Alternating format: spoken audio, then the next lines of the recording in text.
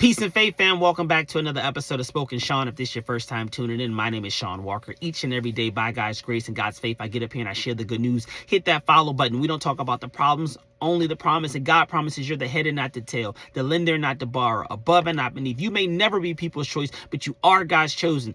God says each and every day you have a choice to choose life or death. I am so blessed. I'm so favored. I'm so honored that God has called me, somebody that was once not qualified, to give his word. God says, I'm going to use the unqualified. I'm going to use the broken and reveal my wholeness. I'm going to use those that are torn apart and put them back together in front of everybody. God says, don't move. Don't quit yet. The best is yet to come. God is still going to use you. God is still going to prosper you. I am living proof. I am a living testimony that God says you might have been broken. You might have been knocked down, but you've never been knocked out. God says, I am going to anoint you right now in this season. I'm going to bless you and favor your life when you get in proper alignment.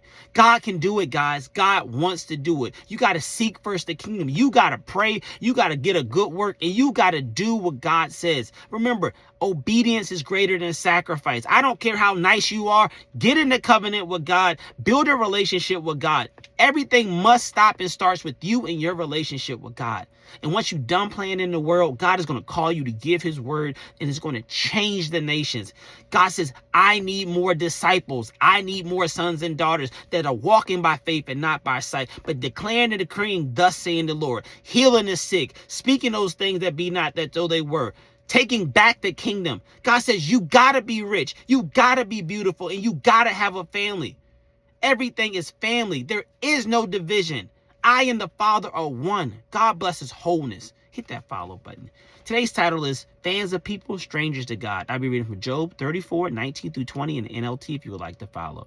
He doesn't care how great a person may be. He pays no more attention to the rich than the poor. He made them all, and they all will die. Here's what I heard. God has no respect of person. Black, white, male, female, tall, short, successful, sinning, not sinning.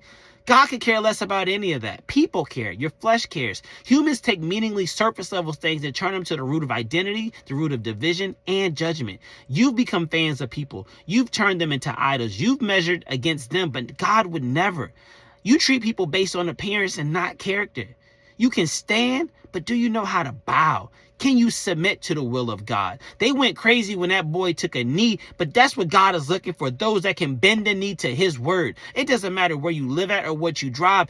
God's going to bless the one that's in the house and the homeless man. Just because you stop sinning and they currently are, God is still going to use you both, and y'all might be partners. I hope this message encouraged you. Have a blessed day.